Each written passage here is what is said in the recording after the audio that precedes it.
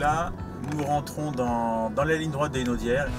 Il faut vraiment élargir la trajectoire, faire attention aux vibreurs, passer très vite puisque ça conditionne la première partie de la ligne droite des Hénaudières, partie dans laquelle on prend un petit peu plus de 330 km/h juste avant la première chicane de cette ligne droite.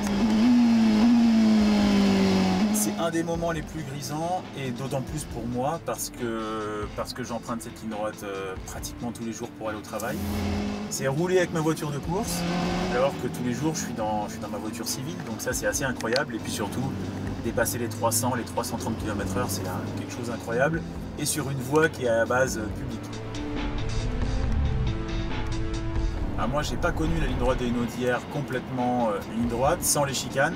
Malgré qu'à l'époque ce soit très dangereux, pratiquement 450 km/h. Là, les deux chicanes, j'avoue que c'est pour la sécurité c'est bien, ça ne nous empêche pas de dépasser les 330. Et en même temps, c'est l'occasion de voir des beaux dépassements. On arrive à rouler à 335 km/h. Le fait de suivre une voiture très près, on peut dépasser de 5, 6, 7 km/h cette vitesse habituelle, ce qui peut nous permettre au dernier moment de nous décaler et puis de pouvoir faire le dépassement qui est justement imprévu. Alors là, nous arrivons au virage de Mulsanne, 330 km/h environ, et donc un virage qui est en deux parties, avec une première partie de freinage sur le vibreur intérieur. On se laisse décaler jusqu'à l'extérieur du virage, et puis donc descendre des vitesses de la 6e vers la première, et un des virages les plus lents du circuit, qui débouche après sur une des lignes droites les plus longues. C'est la partie où se fait le chrono.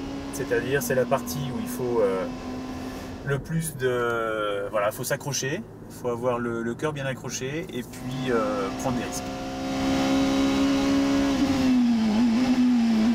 On ressent comme ce qu'on ressent quand on passe une courbe à plus de 200 km/h et que c'est sur le fil du rasoir, c'est-à-dire de l'adrénaline, de l'excitation, de la peur. C'est un peu pour tout ça qu'on fait le sport auto, je pense.